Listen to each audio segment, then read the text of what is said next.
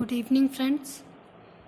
जैसा कि आपको पता है कि हम यहाँ पर आरपीएससी फिज़िक्स फर्स्ट ग्रेड की तैयारी कर रहे हैं और हम उसमें इलेक्ट्रॉनिक्स वाला पेपर पढ़ रहे हैं। तो हमने कुछ बेसिक डेफिनेशंस, कुछ बेसिक रूल इलेक्ट्रॉनिक्स के देख लिए थे। अब उसके आगे का हम यहाँ पे देखेंगे। तो हमारा लास्ट था कि वोल्टेज को करंट में कैसे कन्वर्ट करते हैं, और जो वोल्टेज होता है उसके साथ हम रेजिस्टेंस को सीरीज़ में कनेक्ट करते हैं और करंट के साथ हम रेजिस्टेंस को पैरेलल में कनेक्ट करते हैं। यहाँ तक हमारा हो गया था। नेक्स्ट हमारा टॉपिक है संधियों पर वोल्टता ज्ञात करना। जैसे कोई भी नोड होता है उस पर हम वोल्टेज कैसे निकालेंगे। सबसे पहले मैं नोड की बात कर लेती हूँ। हमने पिछले वीडियो में की थी कि नोड किसे कहते हैं। तो एक ऐसा सर्किट जिसमें दो या दो से अधिक शाखाएं जहाँ पर मिलती है वो पॉइंट नोड होता है। और शाखा होती है कि जिसमें करंट कांस्टेंट रहे। जैसे कि आप ये डायग्राम देख पा रहे हैं। इसमें देखिए, हम देखते हैं कि कौन सी शाखा है और कौन सा नोड है।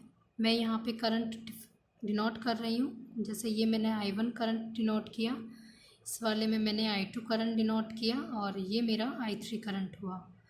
तो अब मेरा यहाँ ये वाला I1 कांस्टेंट, मतलब इस वाली ब्रांच में I1 है, इस वाली ब्रांच में I2 करंट है। तो मैं सपोज़ इसको नाम दे देती हूँ कुछ भी, AB नाम दिया मैंने, ABC। तो जो मेरा AB है वो मेरी ब्रांच है और जो BC है वो भी एक ब्रांच है, बिकॉज यहाँ पे करंट जो है कांस्टेंट है। BC में I2 कांस्टेंट है और AB में I1 कांस्टेंट है। और ये जहाँ पे मिल रहे हैं, दोनों शाखाएं जहाँ मिल रही है वो मेरा नोड होगा। तो ये वाला जो पॉइंट है मेरा वो नोड है। और यहाँ पे सपोज मैंने जो वोल्टेज माना है वो VA मान लिया है, ठीक है। तो अब हमें यहाँ पर क्या निकालना है, वोल्टेज निकालना है। उसके बाद जो प्रत्येक शाखा में धारा का मान, जैसे मेरे पास AB शाखा है, BC शाखा है, तो इनमें I1, I2 और I3 मुझे करंट निकालना है। तो सबसे पहले हम किरचॉफ लॉ की बात करते हैं। किरचॉफ लॉ फॉलो करते हैं यहाँ पे। तो मैंने बताया था आपको फर्स्ट किरचॉफ लॉ में कि जो भी करंट नोड पे आती है उसे हम पॉजिटिव लेते हैं और जो करंट नोड से बाहर जाती है उसे हम नेगेटिव लेते हैं, ठीक है। तो यहाँ पे आपका संधि A पर I1 plus I2 minus I3 equal 0 from Kirchhoff law. I1 node पे आ रही है, I2 भी नोड पे आ रही है और I3 नोड से बाहर जा रही है। तो ये हमारा किरचॉफ फर्स्ट लॉ से हमने ये लिखा है। अब I1 के लिए जो ओम लॉ होता है V इक्वल्स टू IR, उससे हम आगे सॉल्व करेंगे इसको। तो यहाँ पे आप देखिए वोल्टेज है मेरा 8 वोल्ट, इधर गई मैं यहाँ से 8। अब VA वोल्टेज, इस वाले लूप की बात कर रही हूँ पहले मैं, यहाँ पे I1 करंट वाले की बात कर रही हूँ, I1 की करंट की बात कर रही हूँ। तो 8 माइनस VA डिवाइडेड बाय जो मेरा रेजिस्टेंस है V इक्वल्स टू IR होता है। तो I equals to V upon R।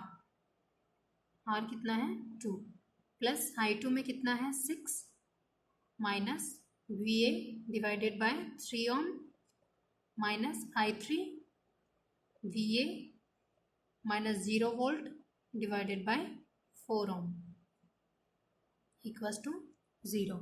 ये हमारे पास इक्वेशन बन गई है। इसको सॉल्व करेंगे तो हमारे पास VA की वैल्यू निकल के आ जाएगी।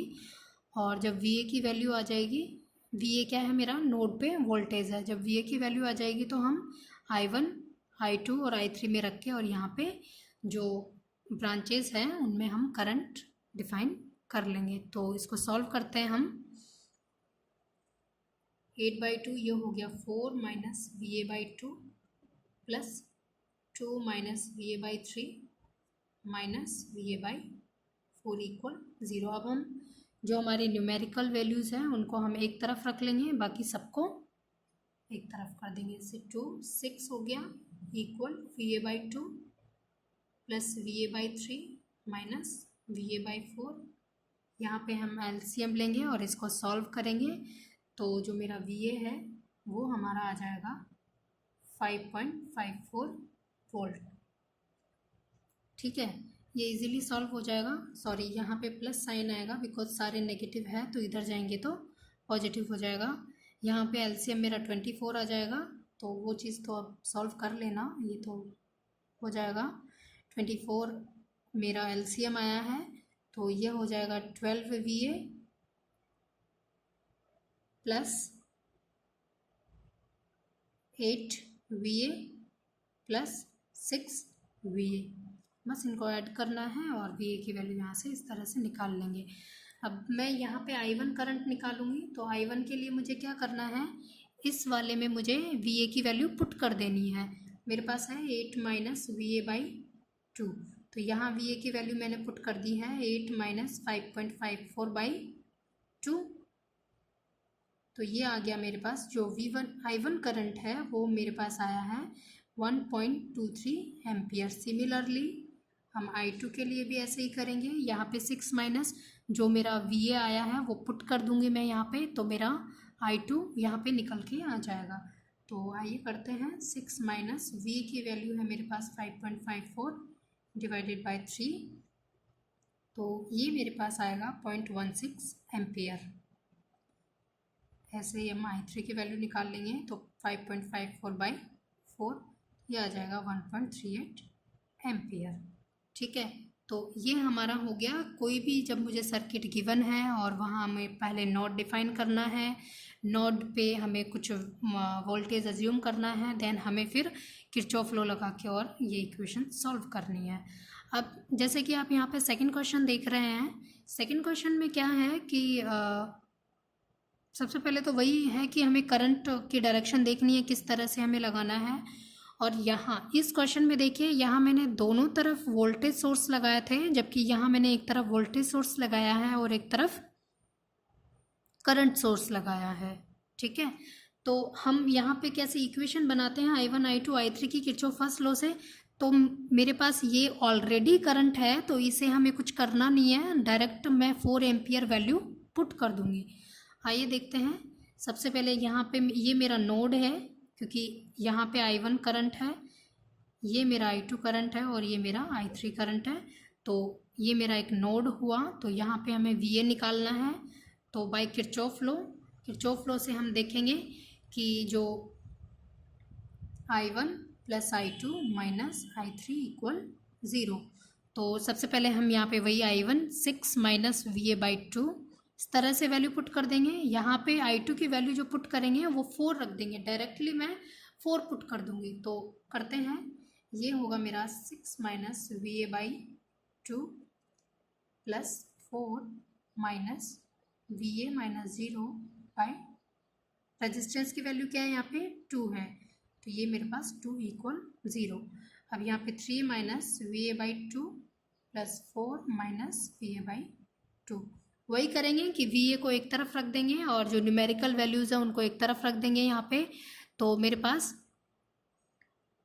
VA की वैल्यू निकल के आ जाएगी। तो यहाँ कमेंट करके बताइएगा आप VA की क्या वैल्यू आ रही है, I1 I2 की वैल्यूज़, I1 की वैल्यू क्या आ रही है और I3 की वैल्यू क्या आ रही है, क्योंकि I2 की वैल्यू तो ऑलरेडी गिवन है 4 एम्पियर, तो I2 हमें यहाँ डिफाइन नहीं करना है। ठीक है, नेक्स्ट आपका क्वेश्चन है क्वेश्चन नंबर 3।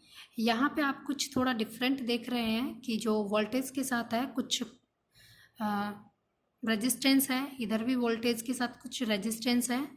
ठीक है, तो हम इनको कैसे लिखेंगे अब, तो मैं इसका सिंप्लीफाइड सर्किट बनाना बता देती हूँ। देर आप इस क्वेश्चन को भी सॉल्व करके यहाँ पे जो नोड है उस पॉइंट पे मुझे VA निकाल के और करंट निकाल के कमेंट करिएगा। तो इसका इक्विवेलेंट सर्किट हम बनाते हैं।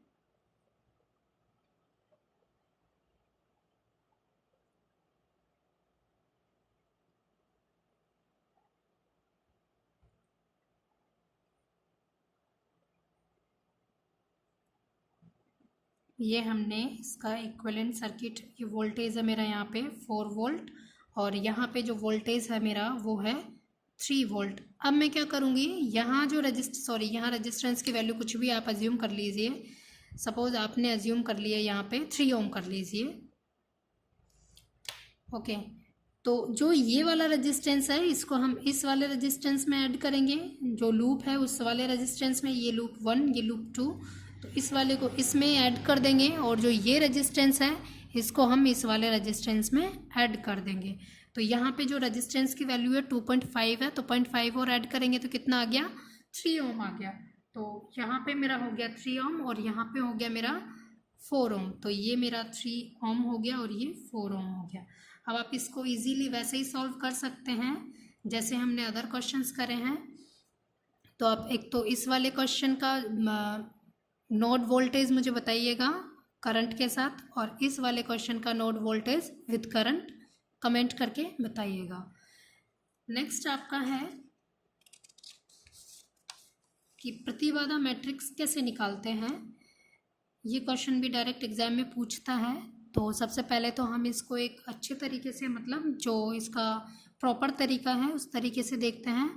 उसके बाद हम इसको शॉर्ट मेथड से देखेंगे कि एग्ज़ाम में अगर आता है तो उसे हम कितना जल्दी कर सकते हैं वहाँ पर। तो दिए गए परिपथ में प्रतिबाधा मैट्रिक्स ज्ञात करते हुए प्रत्येक लूप की प्रतिबाधा ज्ञात करो।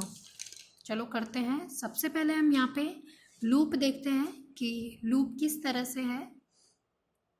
सपोज मैंने यहाँ पे जो करंट है उसको इस तरह से लिया है, ये मेरा I1 करंट हुआ और ये मेरा I2 करंट हुआ, ये I2, ये मेरा लूप 1 हो गया, ये मेरा लूप 2 हो गया है। ठीक है, ये मैंने माना है लूप 1 और लूप 2। माना क्या है, हमें पता है कि हम लूप किस तरह से देखते हैं। ठीक है, वो हम पहले डिस्कस कर चुके हैं, तो आप सबको समझ में आया होगा कि लूप क्या होता है, किस तरह से देखना होता है। शाखाओं से मिलकर बंद परिपथ को लूप कहते हैं। तो ये एक शाखा हो गई है, ये भी एक शाखा हो गई है, तो ये एक बंद परिपथ हो गया और ये मेरा लूप हो गया। इसी तरीके से ये वाली भी एक शाखा है और ये वाली एक शाखा है, तो शाखाओं से मिलकर बने बंद परिपथ को लूप कहते हैं। आप इसको नाम भी दे सकते हैं कुछ भी। सपोज हम यहाँ पे ABCDEF,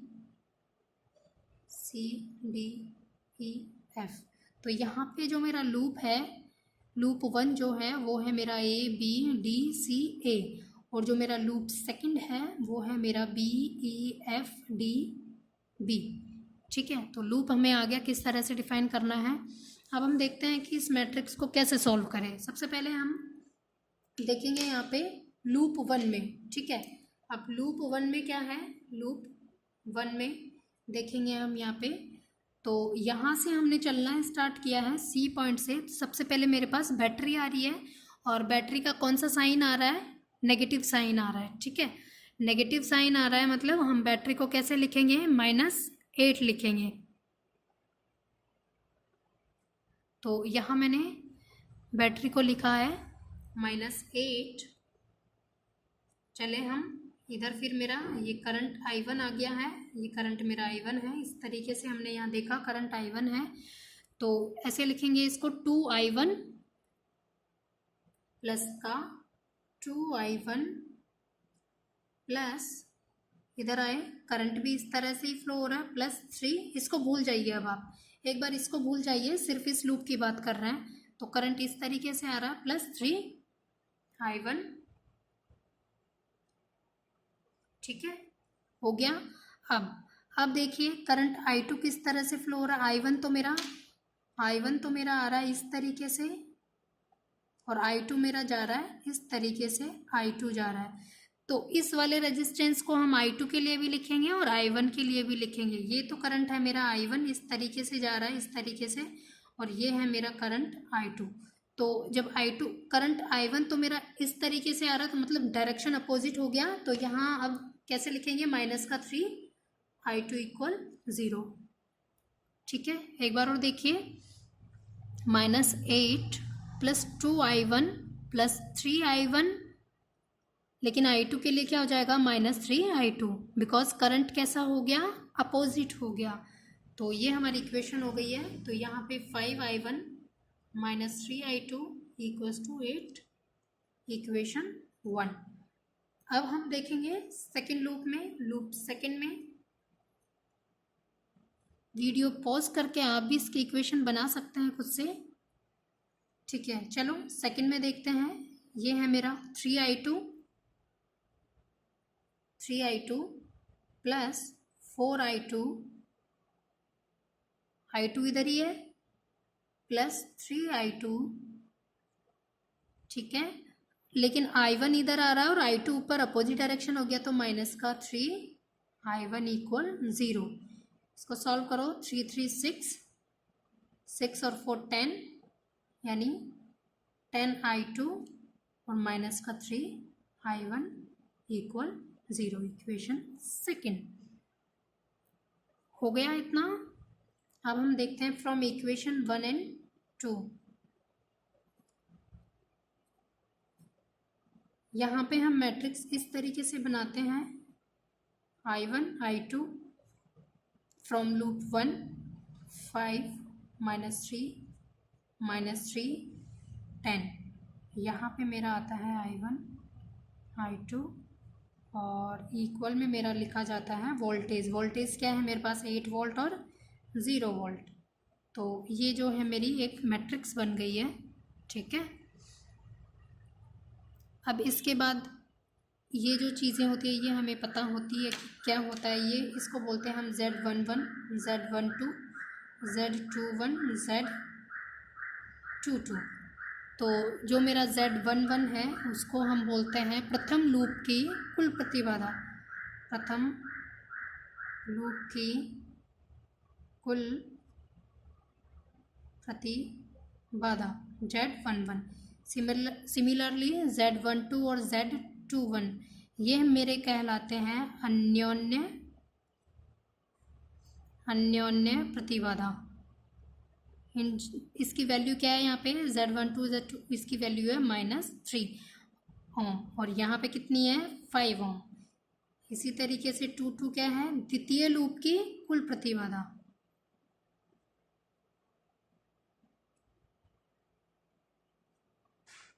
कुल प्रतिबाधा जो कि उसकी वैल्यू है मेरे पास 10 ओम।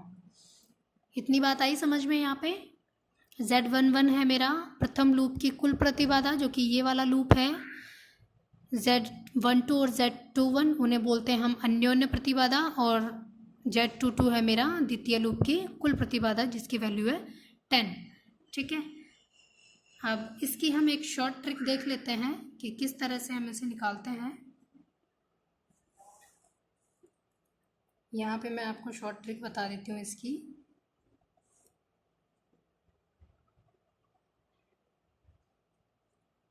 सबसे पहले मैं लूप जो डायग्राम था वो बनाऊंगी, सर्किट बनाऊंगी। सबसे पहले मेरा जो भी सर्किट है, सपोज मैं यहाँ पे बनाती हूँ सर्किट। ये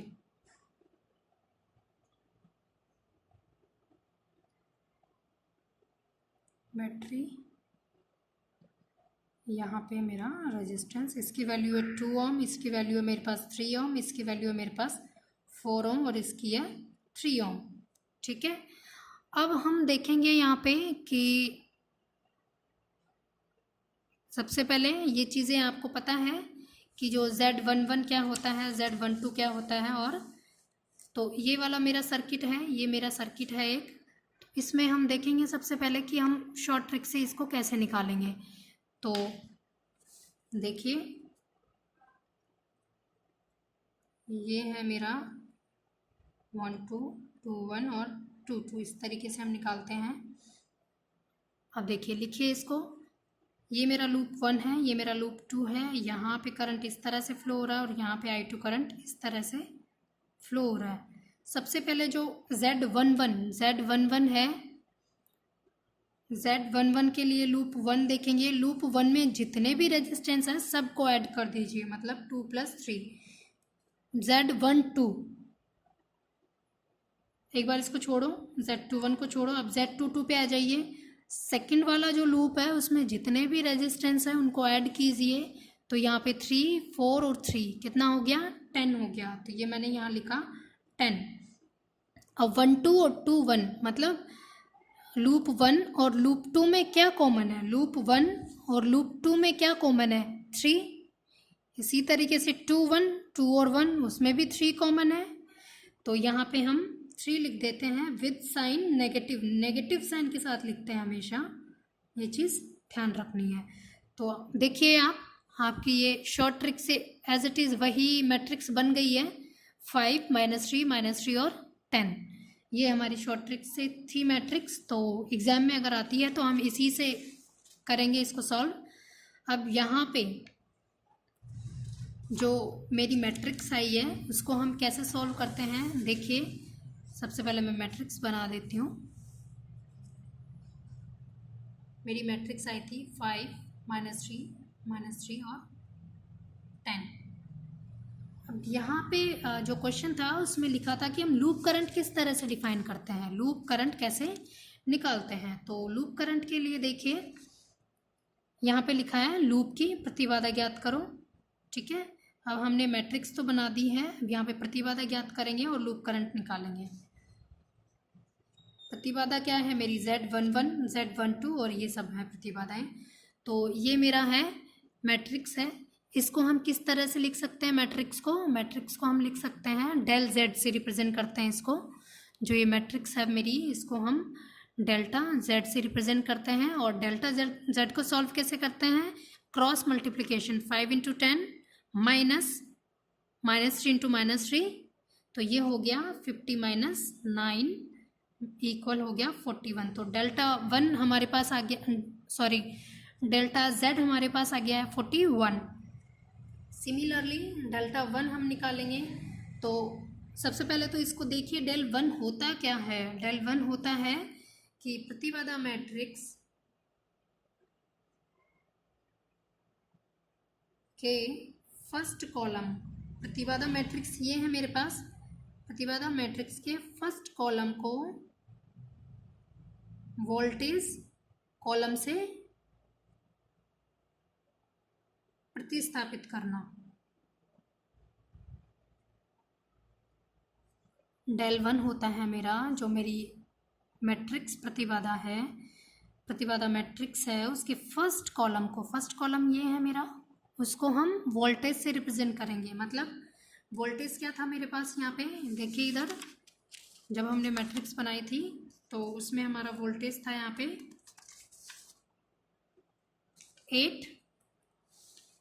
8 और 0 वोल्ट था हमारा यहाँ पे, ठीक है। तो जो फर्स्ट रो है उसकी जगह क्या रख देंगे हम? 8 0 रख दे, सॉरी फर्स्ट कॉलम की जगह हम 8 वोल्ट और 0 वोल्ट रख देंगे, 5 और -3 की जगह। तो यहाँ पे हम 5 और -3 की जगह 8 वोल्ट और 0 वोल्ट रख देंगे और सेकंड एज इट इज़ रहेगा।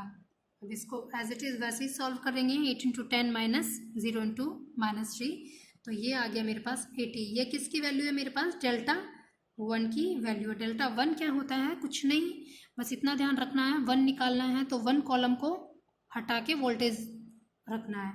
सिमिलरली डेल 2 क्या होता है? सेकंड कॉलम को हटा के वोल्टेज वाली वैल्यू पुट करनी है।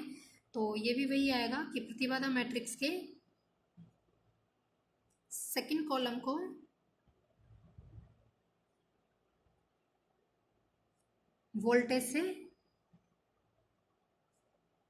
वोल्टेज कॉलम से प्रतिस्थापित करना, ठीक है।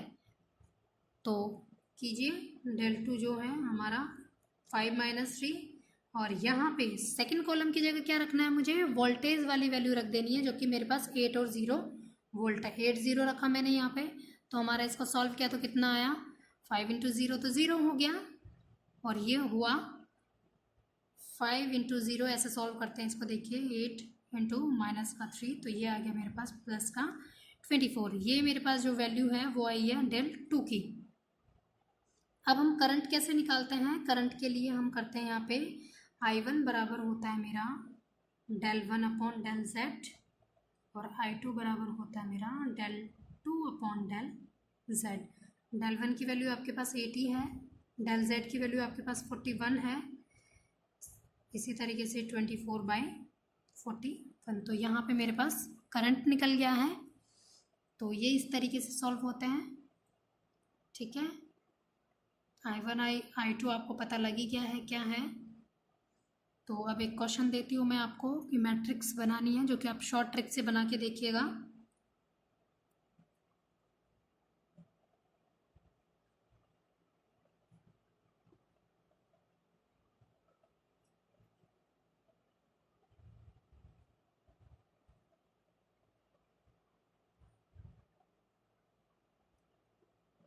ये हमारा वोल्टेज है, 8 वोल्ट है। ये मेरा रेजिस्टेंस 2 ओम ले लिया हमने, इसको हमने 3 ओम ले लिया, इसको हमने 3 ओम ले लिया, इसको हम 4 ओम ले लेते हैं, इसको 2 ओम ले लिया और इसको 3 ओम ले लिया।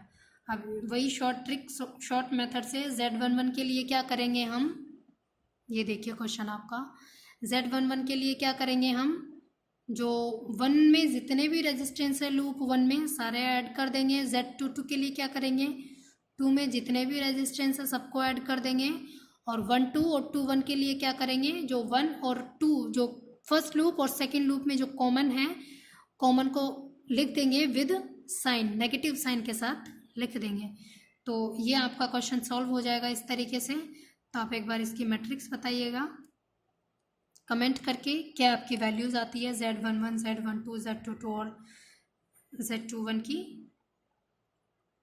नेक्स्ट हम देखेंगे कि इसमें हम देखेंगे अब चतु टर्मिनल परिपथ, तो वो हम नेक्स्ट टाइम करेंगे। अभी इतना ही आज के लिए। अगर आपको वीडियो पसंद आया हो तो लाइक एंड सब्सक्राइब करना। Thank you.